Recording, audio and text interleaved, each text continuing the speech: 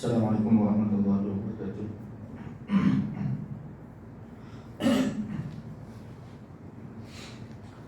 Alhamdulillahi rabbil alamin, wassalatu wassalamu ala asyrafil anbiya'i wal mursalin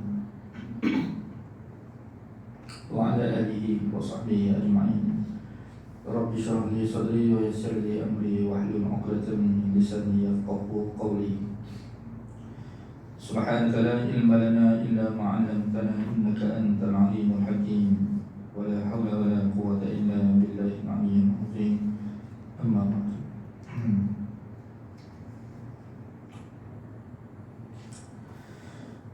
Tuan-tuan puan muslimin muslimat hari Jumaat ini dirahmati Allah Subhanahu wa taala. Insyaallah pada tengah hari ini kita akan meneruskan sambungan pengajian hadis.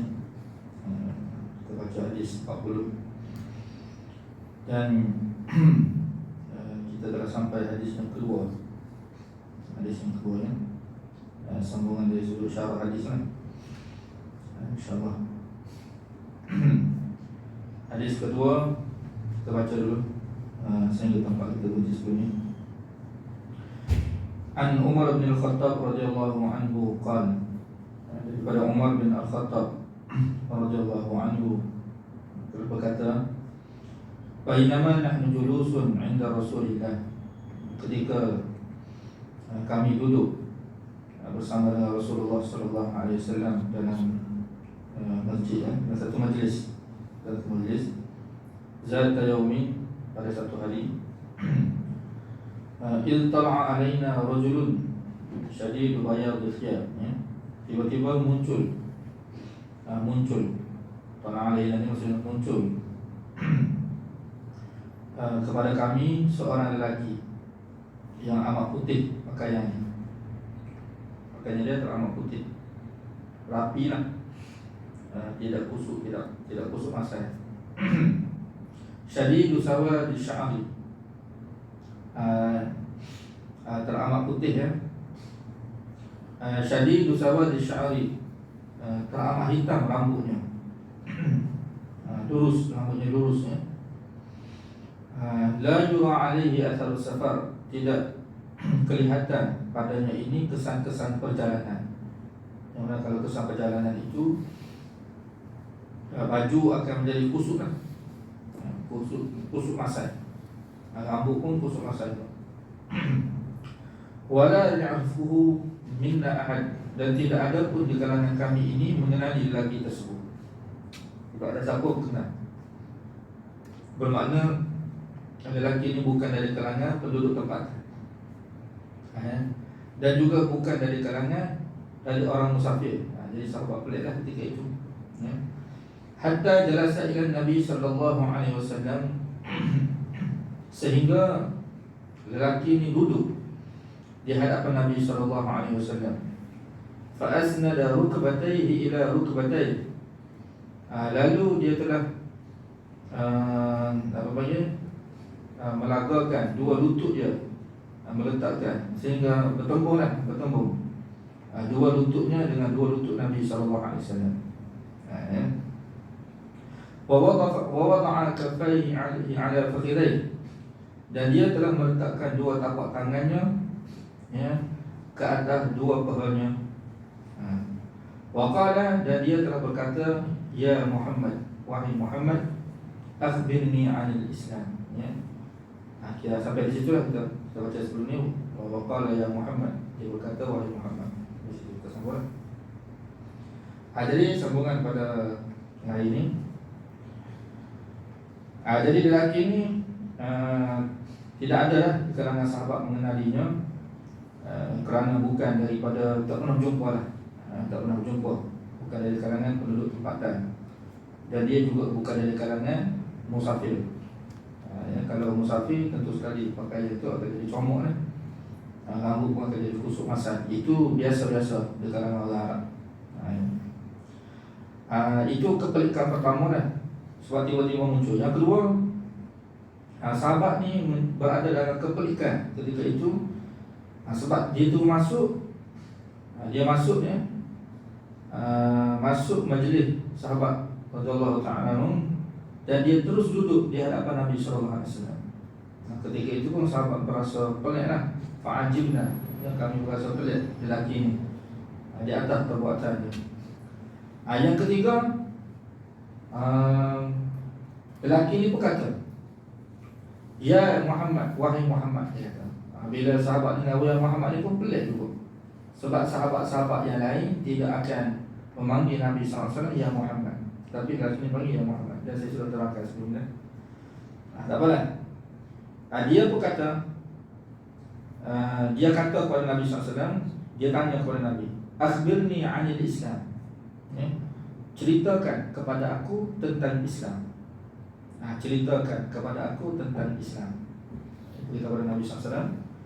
Faqala, maka Nabi SAW pun kata, Faqala Rasulullah SAW, maka Rasulullah SAW pun kata, Al-Islam, Islam itu adalah an tashhada an la ilaha illallah wa anna Muhammadar Rasulullah, yaitu kamu bersaksi yang tidak ada Tuhan melainkan Allah Subhanahu wa taala, tidak ada ilah. Tidak ada Tuhan, tidak ada Tuhan yang layak untuk disembah melainkan Allah Subhanahu wa taala sahaja. Wa anna Muhammadar Rasulullah, dan bahawasanya Muhammad itu pesuruh Allah. Wa tuqimus salat, dan kamu mengerjakan salat. Wa tu'tiyaz zakat, dan kamu mengeluarkan zakat. Wa tasuma Ramadan, dan kamu berpuasa pada bulan Ramadan. Wa tahajjal baita in istata'ta ilaihi sabila, dan kamu mengerjakan haji di Baitullahil Haram, sekiranya kamu berkemampuan. Ada 5 lah, mana 5 rukun Islam daripada apa yang dijawab oleh Nabi SAW.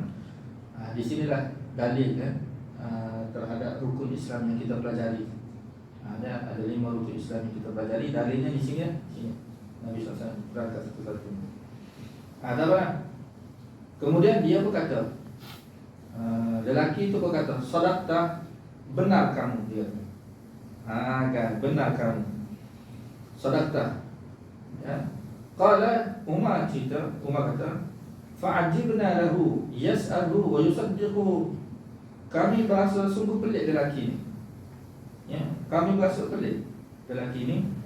Yas'alu, dia tanya Nabi SAW, wa yusaddiqu, dan dia membenarkannya. Kan, seolah-olah dia membenarkannya, dia sudah tahu dah. Jadi di sini peliklah, biasanya orang yang bertanya ni, bila tanya maknanya dia tidak tahu. Macam tuan-tuan tanya kepada saya, tuan-tuan tak tahu. Jadi bila tanya, saya jawab. Bila jawab, tuan-tuan kata benar. Ini satu kebalikan. Jadi sahabat peliklah, kenapa dia yang membenarkannya, sedangkan dia bertanya. Jadi di sini tak apalah, kita tengok dulu, kita urai dulu tentang rukun Islam. Jadi dia bertanya tentang Islam, ceritakan kepada aku tentang Islam. Maka Nabi SAW kata, Islam itu bersaksi. Bersaksi, anta syahada, bahwa kamu bersaksi tidak ada ilah yang disembah melainkan Allah Subhanahu wa taala, wa anna Muhammad Rasulullah, dan kamu bersaksi bahwasanya tidak ada bahwasanya Muhammad itu pesuruh Allah Subhanahu wa taala. Jadi bersaksi di sini maknanya kena sebut, kena kata, kena kata tu dengan lidah, itu makna bersaksi. Barulah diketahui seseorang itu Islam. Kalau tetapi apa yang disebut dengan lidah ni perlu dibenarkan dengan hati. Kenapa? Sebab kalau kita sebut, kita ataupun dalam istilah kita syahadah, kita bersyahadah, mana kita mengucap 2 kalimah syahadah ni, mana kalau kita sebut tapi hati kita tidak membenarkan, jadi Islam kita sebenarnya tidak sah lagi. Tetapi di sisi manusia itu sudah sah kan? Di sisi Allah Subhanahu wa taala tidak diterima lagi. Sebab itulah selepas ni kita akan baca tentang rukun iman. Rukun iman itu berkaitan dengan hati. Di sini kena sebutlah, apabila seseorang itu katakanlah dia tidak sebut, tetapi dia bersaksi dengan hati dia panggil. Maknanya hati dia tu dia bersaksi memang tidak ada Tuhan yang disembah melainkan Allah Subhanahu Wa Taala. Di dalam hati dia dia bersaksi, tapi bersaksi dengan hati.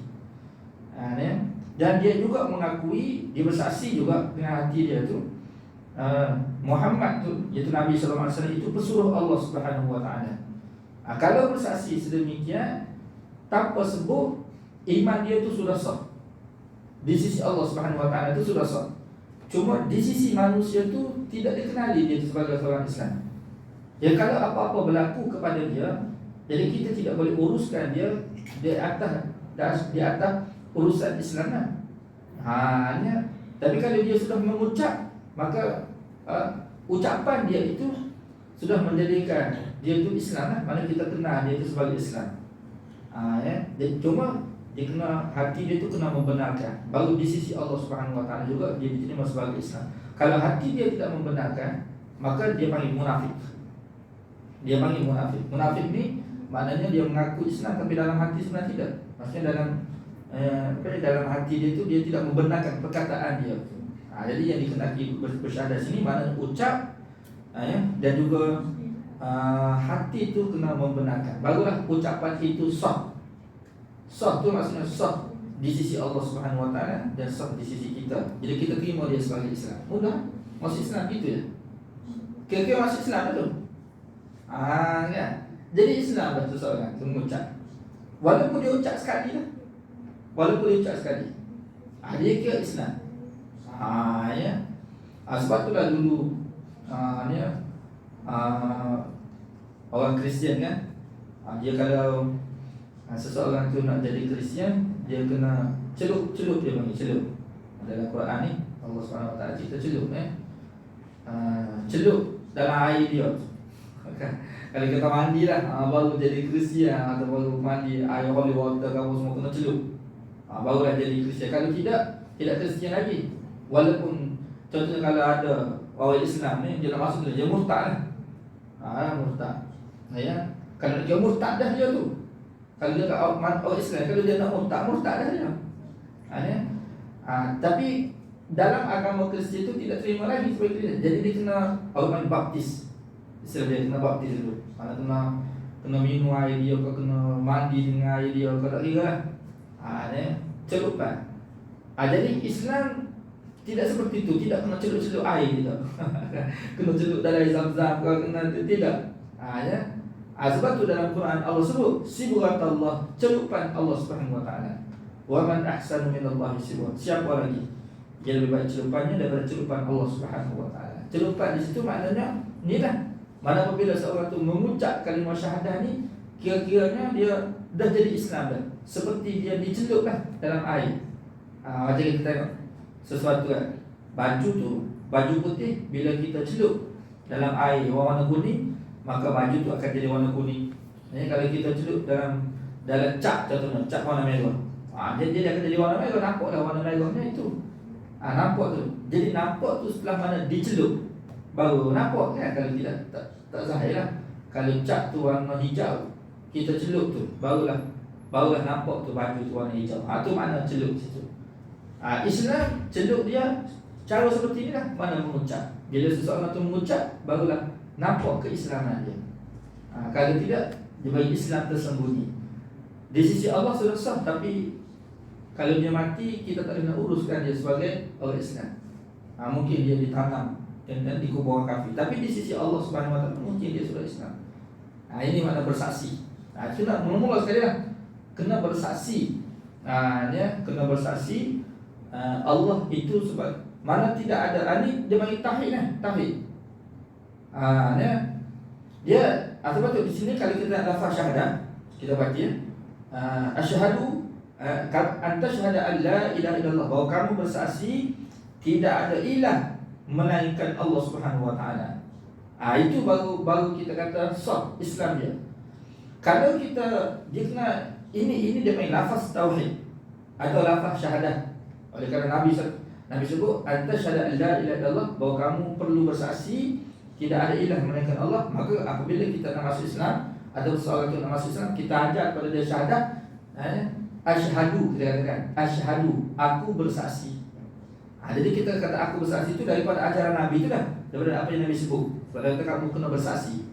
Jadi bersaksilah, bersaksi dan di hati kita tu maknanya bersaksi pada hati kita kena membenarkan tidak ada ilah melainkan Allah Subhanahu Wa Taala. Itu ya, barulah besar Islam dia. Ini apabila dia bersaksi tidak ada ilah melainkan Allah. Kita kena faham ya. Kalau bersaksi Allah itu Tuhan, itu Islam tak? Tidak. Kan tidak Islam lagi. Kalau seseorang itu bersaksi Allah itu sebagai Tuhan, dia tidak Islam lagi. Mana dia tidak, dia dah termasuk sebahagian daripada persaksian Islam, tetapi dia tidak termasuk persaksian sempurna lagi. Kenapa? Sebab dia tidak ada penafian. Dia Islam ni, ataupun kita kata akidah yang Allah Ta'ala kendaki, dia kena ada penafian. Penafian itu maksudnya apa? Mana Allah mengendaki supaya manusia itu mengaku dia tu sahaja Tuhan, selain dia tidak Tuhan. Itu maksudnya. Barulah diterima sebagai Islam, barulah diterima sebagai tauhid. Sebab kalau kita kata Allah Tuhan, Allah Tuhan, betul lah Allah tu Tuhan, tapi dia tidak persaksian syahadah tu. Betul Tuhan. Tetapi boleh jadi kita juga menerima selain Allah itu Tuhan. Jadi Allah Subhanahu Wa Taala tidak mahu seperti itu. Allah menghendaki supaya manusia itu mengaku dia sebagai Tuhan, selain Allah tidak Tuhan. Sebab itu kita sebut apabila kita bersyahadat, kita kata kita tidak kata asyhadu anna Allah rabbi, tidak. Kita tidak kata seperti itu. Kita akan kata asyhadu an la ilaha illallah, aku bersaksi tidak ada ilah melainkan Allah Subhanahu Wa Taala. Barulah betul persaksian tersebut. Kalau kita kata aku bersaksi Allah itu Tuhanku, itu tidak betul. Tidak bermakna tauhid. Betul, tapi tidak bermakna tauhid. Yang kita nak persaksian tauhid di sini. Persaksian tauhid dia bagi. Sudah sebut begitulah. Sebab kalau kita kata Allah Tuhanku, boleh jadi kita tidak kata, tetapi dalam kandungan lafaz tersebut masih boleh menerima yang lain selain Allah itu Tuhan. Kalimah. Jadi kalimah tauhid ini kalimah nak berikrar bahawasanya Allah sahaja Tuhan, selain Allah itu tidak Tuhan. Inilah yang orang kafir malunya. Orang kafir, kalau kita kata Allah Tuhan, dia malu. Allah Tuhan itu, dia tidak malu. Dia tidak malu. Memang dia tahu pun. Ya. Sekarang dia memang mengaku. Dia tahu kan Allah itu Tuhan, Tuhan Islam dia. Tuhan Islam. Dia tidak malu. Kan? Yang musyrikin marah kepada Nabi itu kenapa? Kalau kita kata Allah Tuhan, dia tak malu. Itu Allah Tuhan apa? Saya Tuhan saya. Bagi dia Tuhan juga. Dia kata Tuhan. Sebab itu kalau kita kata Allah Tuhan saya, dia tidak bermakna tauhid. Betul, tapi tidak makna tauhid. Tauhid ini kita kata Allah Tuhan. Allah Tuhan yang sebenar. Selain Allah tidak Tuhan. Orang kafir kata seperti itu, malah Tuhan. Mana kita tak terima apa yang disebut itu sebagai Tuhan. Saya baru-baru ni kita pergi graduasi anak saya lah, graduasi anak. Pasti ya dari kan. Ada lagu negara tu, kita kan biasa nyanyi lagu negara tu kan. Cuma saya terfikir. Ya. Mungkin tuan-tuan tak fikir apa yang saya fikir ni. Ya. Kan dalam lirik lagu negara tu coba kita baca. Ya, rahmat bahagia Tuhan kurniakan, telah lirik dia kan. Cuba kalau kita ubah lirik tu. Rahmat bahagia Allah kurniakan. Boleh tak? Jadi agak-agak lah, orang kafir terima tak?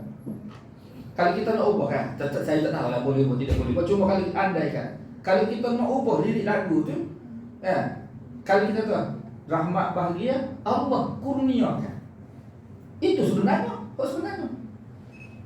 Agak-agak orang kafir terima tidak? Kan? Kalau tuan bawa di sini, agak-agak kafir terima tak? Sebab kalau orang kafir menyanyi pun, dia akan sebut Allah juga lah. Dan memang tidak salah, biar dia sebut lah. Memang hakikat sebenarnya mengurniakan kebahagiaan dan juga rahmat kepada negara kita. Siapa dia sebenar? Allah, kita kena akui seperti itu. Kan? Agak-agak saya tanya, agak-agak terima, takkan terima. Sebab apa? Sebab patut. Tapi kalau dalam lafaz Tuhan, dia ke Tuhan. Dia akan agak macam mana? Rahmat bahagia itu Allah. Dia tidak Allah pun dia. Kan? Tuhan dia pun kurniakan juga. Sebab dia agak tahu bila Tuhan sama. Awak mengaku Tuhan awak, saya pun Tuhan saya juga. Inilah yang orang kafir marah ni. Bila kita mengatakan Allah sahaja Tuhan, selain Allah itu tidak Tuhan. Jadi yang mereka sembah itu bukan Tuhan. Dia tidak boleh memberi apa-apa pun. Kok rahmat bahagia sebenar bagi ke negara kita tu Allah sahaja. Tak boleh kita kena akui kita sebagai Islam, kita kena akui. Kalau kita menafikan, kita terima juga Tuhan lain lagi. Maksudnya kita menerima ada lagi Tuhan lain selain Allah Subhanahu Wa Taala. Dan kalau kita nak mensampaikan Allah sahaja Tuhan ni, mana sebut dalam lagu tu Allah kurniakan. Tak payah sebutlah Tuhan ni. Sebab Tuhan tu bagi orang hidup agak dia pada Tuhan juga. Jadi ini perkara yang kita kata, kalau kita faham zaman Nabi seperti inilah. Bila Nabi SAW kata la ilaha illallah, inilah yang tidak disukai oleh golongan musyrikin Mekah. Apabila Nabi itu menafikan seruan-seruan yang mereka seru selain daripada selain Allah sebelum ni sebagai ilah. Ini kalimah syahadah. Tapi kalimah ni kita kena ucap. Sebab tu bila kita kata syahadah ni, kita sebut aku bersaksi tidak ada ilah melainkan Allah. Bukan aku bersaksi Allah itu sebagai Tuhan, tidak. Kan? Orang kafir pun mengaku seperti itu, mengakui. Tapi tidak ada ilah melainkan Allah Subhanahu Wa Taala. Jadi untuk mana isyarat kepada ilmu lah, ilmu yang paling utama sekali yang perlu kita mengetahui dalam hidup kita ni tentang ilah. Tentang ilah. Kenapa? Sebab dalam agama ni kan, kalau kita baca sehingga akhir hadis ni, Nabi SAW sebut dalam akhir hadis, fa innahu Jibril ya'tikum yu'allimukum dinakum. Kan?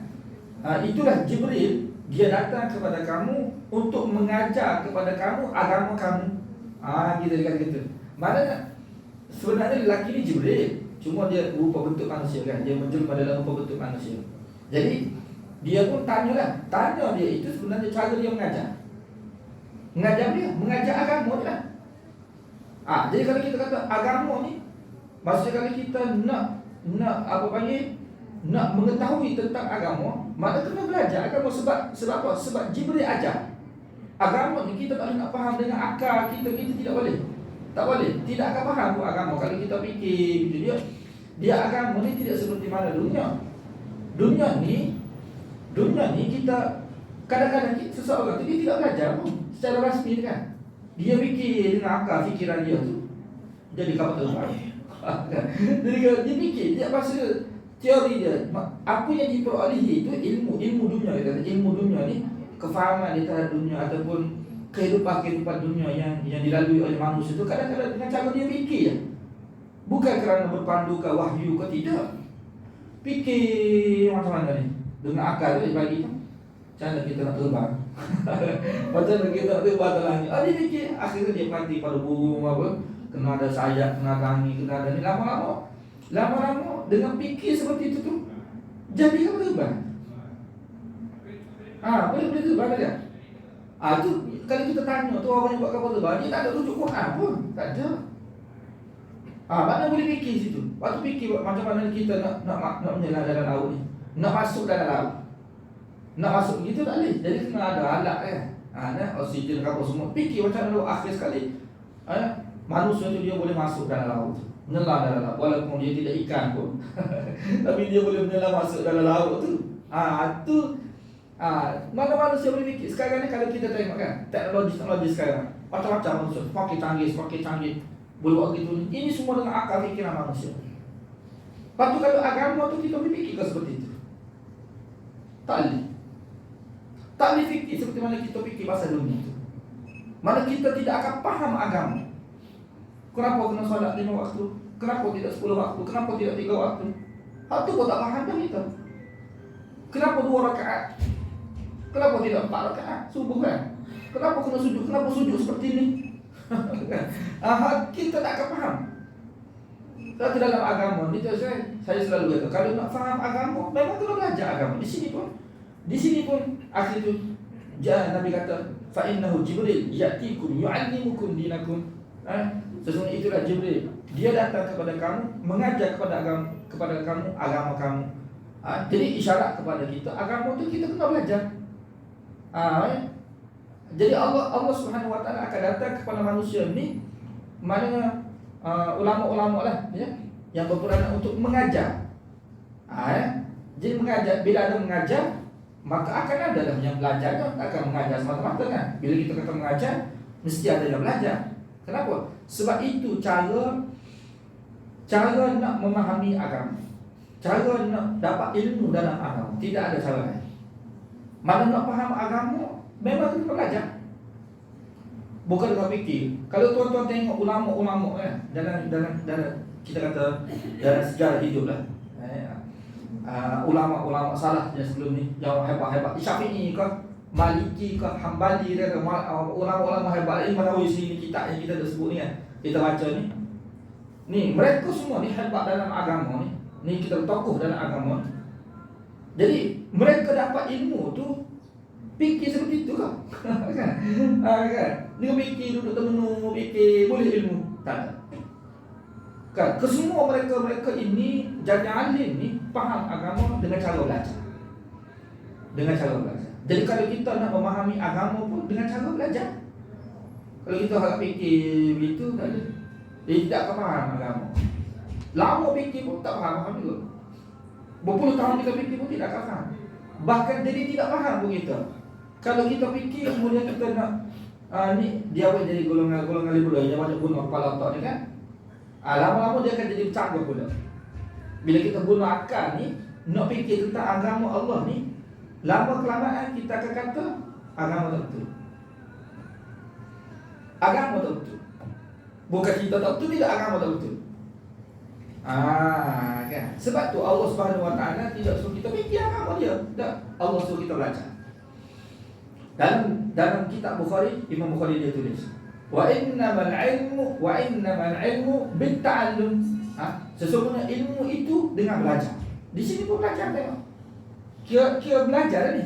Kan? Sahabat-sahabat bersama dengan Nabi itu kira nak belajar dengan Nabi sallallahu alaihi wasallam. Jadi Jibril datang ketika itu mengajar agama. Ini cara nak memahami agama.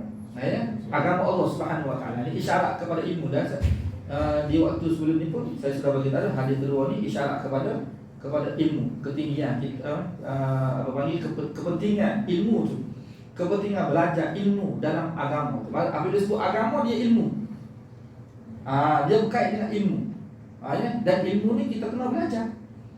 Kena belajar ya, barulah kita dapat faham agama Allah Subhanahu wa taala. Kalau tidak belajar agama, walaupun kita belajar kan akademik ni sehingga kita kata tinggi lah, istilah kita masuk dah apa semua. Tapi kalau agama kita tak belajar, tak faham agama, kita tidak akan faham agama. Kan? Dia kata profesor ke apa semua ke, dia kena belajar agama baru dia faham. Jadi kefahaman itu kerana dia belajar.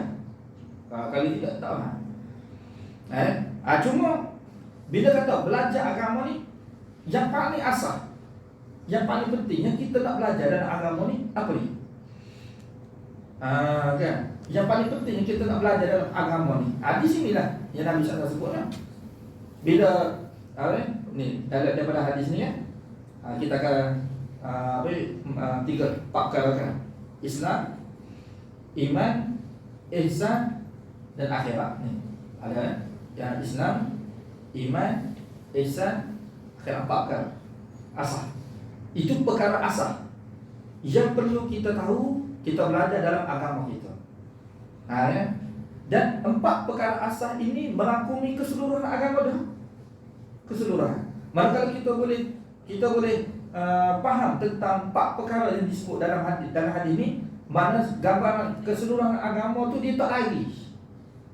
Tak lari daripada 4 perkara. Dalam Quran pun begini.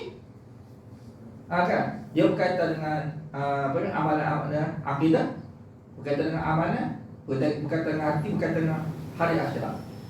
Tak lari dia kata. Cuma yang paling penting sekali yang kita nak belajar dalam agama ni, apa dia? Allah Subhanahu Wa Taala. Biar tahu, maksudnya perkara paling penting sekali ilmu kita tahu, ilmu yang utama. Ilmu utama dan ilmu yang paling penting. Yang perlu kita tahu, dengan arti kata kalau tidak tahu tak boleh. Tak boleh. Tak boleh tu maknanya kalau tak tahu kekal dalam neraka. Begitu maksudnya. Apa dia? Ni. La ilaha illallah. Sebab tu dalam Quran Allah sebut, Allah Subhanahu Wa Taala disebutkan dalam Quran, wa'lamu, hendaklah kamu mengetahui. Hendaklah kamu mengetahui. Maksudnya kamu kena tahu. Kalau tidak tahu tidak boleh. Kita nak terjemah begitu. Dia tidak seperti mana ilmu-ilmu yang lain.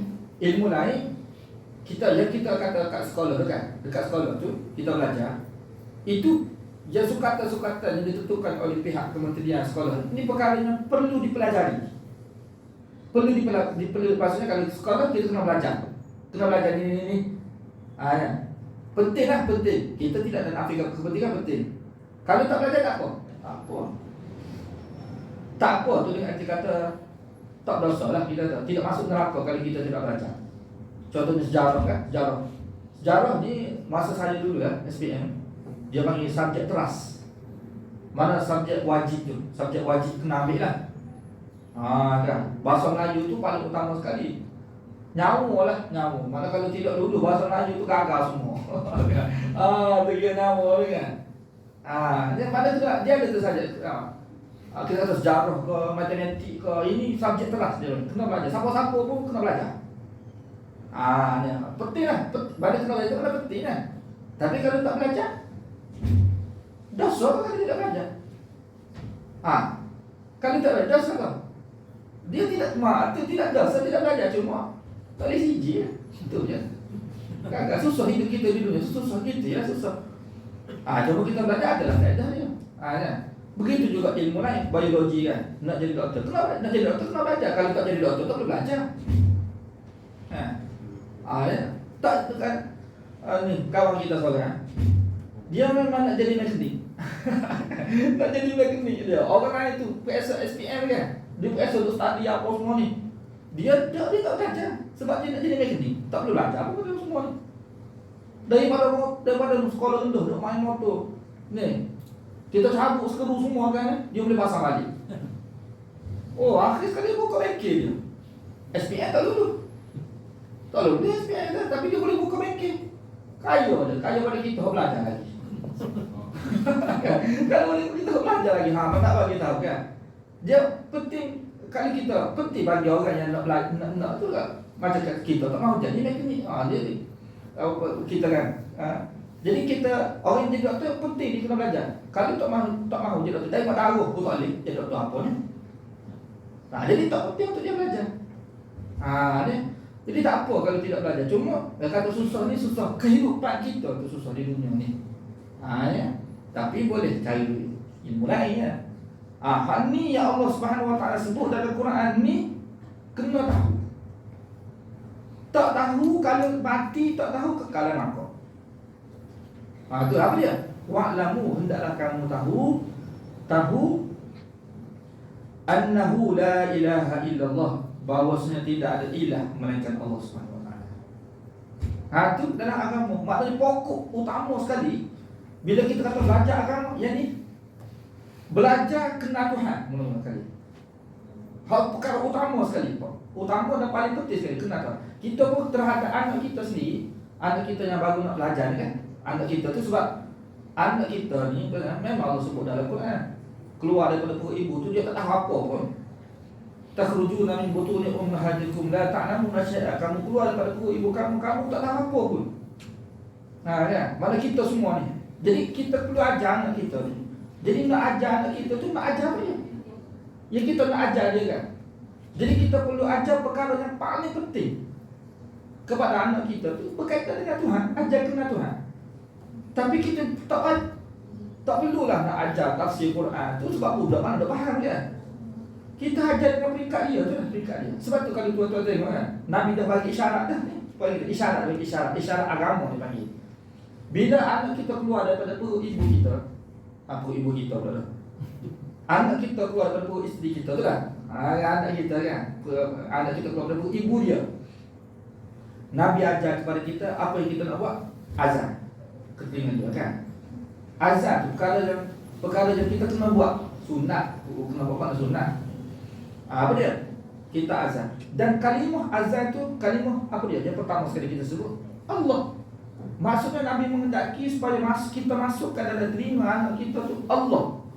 Allah tu mana isyarat ilmu yang paling penting untuk anak kita kenal ni, untuk anak kita faham, kenal, yang masuk dalam apa panggil, dalam apa panggil tubuh dia tu ataupun akal dia tu, ya, iaitu Allah. Biar masuk Allah. Kenal Allah Subhanahu Wa Taala. Memang ada isyarat kan. Cuba kita tengok wahyu pertama. Wahyu pertama yang diterima oleh Nabi SAW di Gua Hira kan. Apa dia? Iqra bismi rabbikal ladzi khalaq. Bacalah dengan nama Tuhan kamu yang menciptakan. Mana isyarat kepada ilmu yang paling penting yang manusia perlu tahu, perlu belajar, perlu kenal, perlu faham, perlu nampak. Itu Allah Subhanahu Wa Taala. Ayat pertama Al-Quran Karim dan Al-Quran ayat pertama sekali. Kita buka Quran dan ayat pertama sekali. Apa dia? Bismillahirrahmanirrahim. Dengan nama Allah yang Maha Pemurah lagi Maha Penyayang. Ini semua berkaitan dengan Tuhan. Pertama sekali. Jadi dalam akidah pun, dalam agama pun, kalau kita kata nak belajar agama, kenal Tuhan. Kenal Tuhan ni, pertama sekali kita nak kenal apa? Kenal Tuhan tu nama apa? Tunggu mula sekali lah. Nama sebenar, nama Tuhan yang sebenar Allah. Sebab tu ayat pertama Al-Quran tu Bismillah, dengan nama Allah Subhanahu Wa Taala. Ayat pertama yang diterima oleh Nabi SAW, Quran kan, Iqra tu ayat pertama sekali Nabi terima wahyu. Apa dia? Iqra bismi rabbikal ladzi khalaq. Bacalah dengan nama Tuhan kamu yang menciptakan. Nama Tuhan yang menciptakan itu nama apa dia? Nama Buddha kah? Nama Isa kah? Nama Tuhan kamu, Rabb kamu yang menciptakan itu. Nama dia apa dia? Nama dia Allah. Allah tu. Mana Allah tu nama Tuhan yang sebenar. Hal ni yang perlu manusia terima. Kalau tak terima yang ni, walaupun manusia belajar segala langit bumi sekalipun mereka belajar, Allah tidak akan terima. Ilmu dia belajar seumur hidup dia ni tidak akan dapat menyelamatkan dia. Apabila dia tidak tahu, dia tidak terima ilmu ni. Tu ilmu. Mana isyarat pada ilmu yang paling penting sekali, iaitu ilmu mengenali Tuhan. Dia panggil ma'rifatullah. Sebab tu ulama dia ada sebut dalam kitab dia lah. Dia tidak hadis. Walaupun tidak hadis, tapi dari sudut ibrah dia, dari sudut pengajaran hidup dia betul. Mereka sebut apa? Awwaluddin ma'rifatullah dia. Ya. Mana perkara yang paling utama, perkara yang mula-mula sekali dalam agama tu yang perlu kita belajar, iaitu apa dia? Ma'rifatullah, mengenali Allah Subhanahu Wa Taala. Kenal Allah. Kenal Allah sebagai pencipta, sebagai pemelihara, pemberi rezeki. Ini yang perlu kita kenal tu kan. Sebab apa? Sebab orang kafir tidak kenal. Terus kan kita kata bab menciptakan. Bab mencipta. Kalau kita kata siapa yang cipta? Yang berkuasa mencipta, Allah kan, dalam akidah kita. Selain Allah boleh tak cipta? Tak boleh. Jadi kalau manusia seluruh Tuhan-Tuhan lain ni, kita kena tanya dia, Tuhan yang mereka seluruh tu boleh cipta atau tak boleh cipta? Tak boleh cipta. Sebab Allah sebut tak boleh cipta. Memang tak boleh cipta apa? Tidak boleh mencipta perkara mana makhluk-makhluk yang seperti mana Allah mencipta, tidak boleh. Jadi Allah Subhanahu Wa Taala dalam Quran, Allah bagi tahu kepada kita, Dia sebagai Tuhan yang sebenar. Dia sebagai Tuhan yang sebenar. Selain Dia tidak ada. Tidak ada Tuhan selain Dia tu, tidak ada. Kalau manusia kata ada lagi, itu bukan Tuhan yang sebenar, itu Tuhan batil dia panggil. Tuhan tidak sebenar. Tuhan bukan Tuhan sungguh lah, tidak Tuhan palsu dah, Tuhan palsu. Kok Tuhan palsu? Tidak Tuhan lah. Tuhan sebenar Allah je. Tu. Kemudian Allah buktikan Dia sebagai Tuhan sebenar tu apa yang dia boleh buat? Dia buat gini. Dia ciptakan makhluk semua ni, dia cipta. Kemudian dia menghidupkan, dia mematikan, dia bagi rezeki, dia sebelum sakit, dia menyembuhkan. Semua dia buat. Ini semua Allah sebut dalam Quran. Kan? Jadi orang kafir, orang bukan Islam, cuba kita perhati kehidupan mereka ni. Mereka tidak tahu semua ni. Mereka tidak tahu apa yang berlaku pada mereka ni Allah buat. Mereka tidak tahu. Walaupun kadang-kadang yang tidak tahu ni bukan orang jahil, dia ada PhD pun. Kalau tanya kepada ni, kadang-kadang tuan-tuan tengoklah, dia ni ada hajat, nak mudah faham. Kalau dia sakit, contohnya dia sakit kan. Orang kafir ni cerita orang kafir, dia sakit ni, dia pun seru lah, minta dengan Tuhan dia lah. Dia minta dengan Tuhan dia lah untuk sembuhkan penyakit tu. Adalah betul-betul bacaan-bacaan dia minta supaya sembuhkan. Okey, selepas dia berdoa kepada Tuhan dia tu, tengok sembuh penyakit dia. Sembuh penyakit dia. Dia tidak suruh Allah, dia suruh Tuhan dia lah. Tu kan kita orang Islam ni, kita nak kata macam mana? Bagi dia akan kata ni, dia buat saya menyembuhkan. Bagi dia kan, kita terima atau tak terima? Masalah kita terima atau tak terima? Kalau kita terima, syirik kita. Jadi dalam akidah kita kan, orang kafir walaupun mereka kadang ada depan berhala kan, sungguh-sungguh mereka seru. Mereka suruh minta sesuatu. Dia buat aja hajat masalah. Dalam hati kita kan, ada hajat, ada masalah. Daripada hajat masalah ni mendorong manusia untuk menyeru Tuhan. Bukan kita orang kafir sama juga. Dia ada hajat, dia ada masalah dia. Yang berhajat dia akan minta. Kan? Ayat apa ni kan tembusan, cuba tu kali. Kau pergi di waktu itu macam-macam hajat ada tu. Dia pergi sana tu macam-macam hajat ada. Kan? Hanya ada masalah. Tanya pasal saya masalah. Pergi dengan hajat masing-masing mohon kepada Dewa. Katakanlah sebahagian mereka ni dapat yang apa yang mereka hajati tu mereka dapat, dan sebahagian mereka yang ada masalah tu selesai masalah mereka. Soalan doa mereka makbulah. Kita nak tanyakan siapa yang memakbulkan doa mereka, siapa yang memberikan. Kalau kata mereka sakit tu sembuh, siapa yang menyembuhkan mereka? Tanya soalan. Kan? Siapa menyembuhkan mereka? Mereka akan kata dewa mereka. Kita akan kata Allah.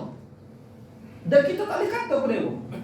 Jangan boleh kata betul juga ke dewa dia pun boleh menyembuhkan juga. Tak boleh. Sebab apa? Sebab Allah sahaja yang menyembuhkan. Tapi mereka mana mereka tak tahu tu, tak tahu ilmu, tak ada ilmu. Sedangkan itu perkara yang sebenar, hakikat sebenarnya yang perlu kita tahu.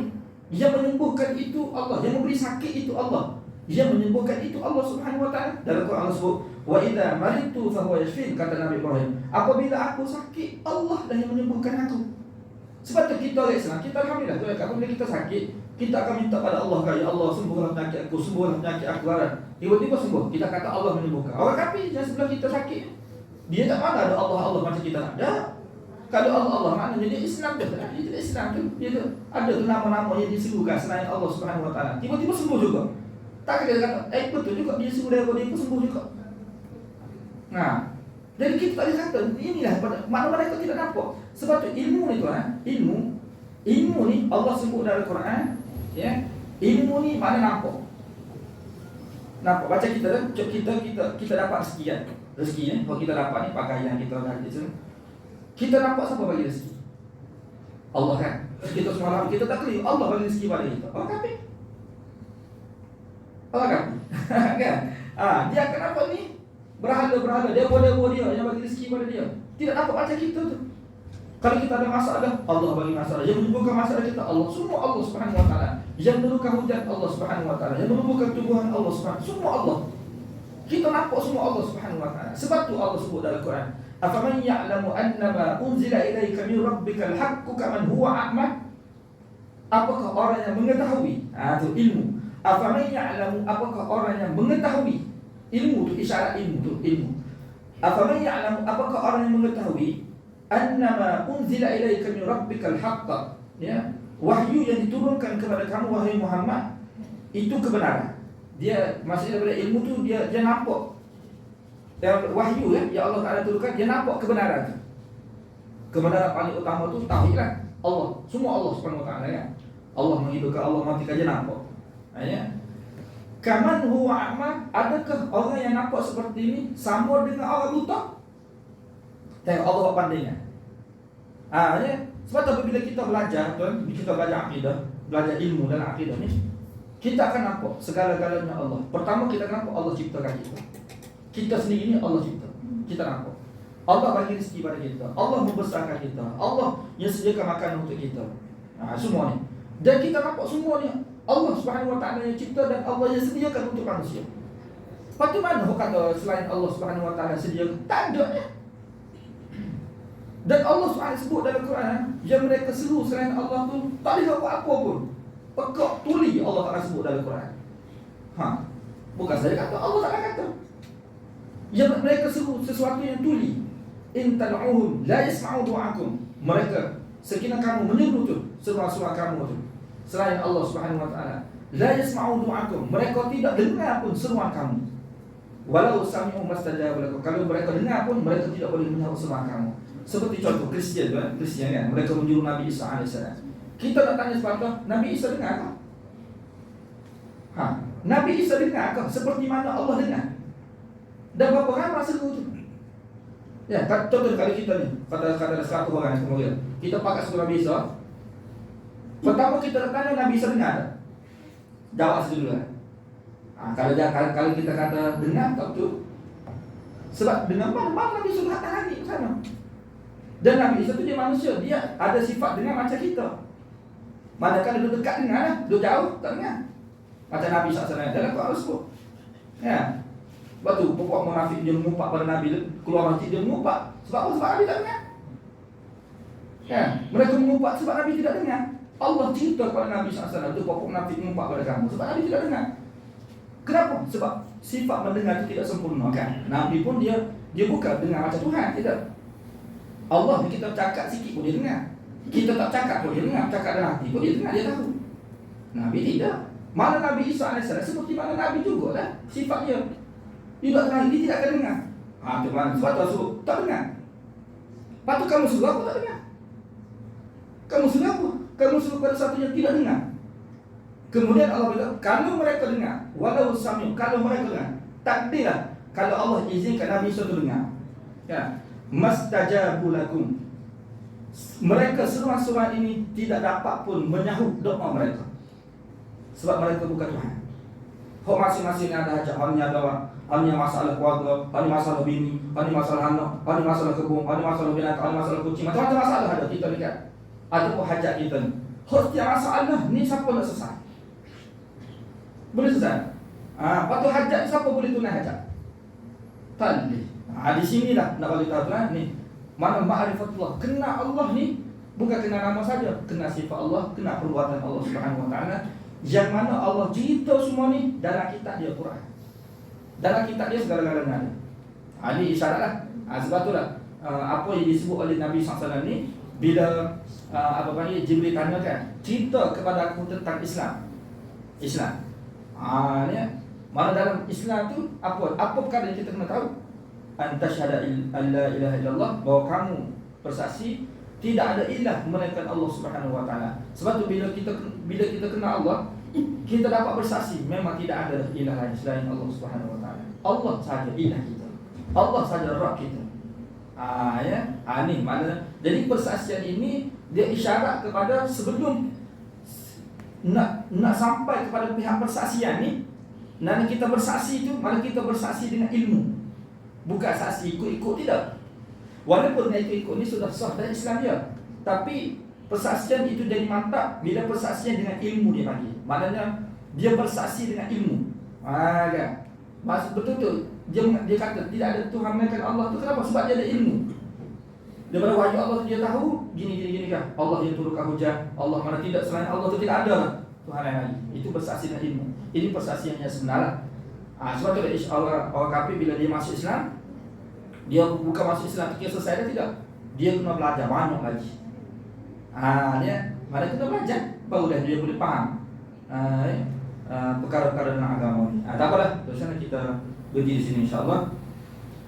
Kemudian kita akan sambunglah wa anna Muhammadar Rasulullah ni persaksian yang kedua, iaitu bersaksi bahawa Muhammad itu pesuruh kepada Allah Subhanahu Wa Taala. Kita akan huraikan dalam perkataan insya-Allah.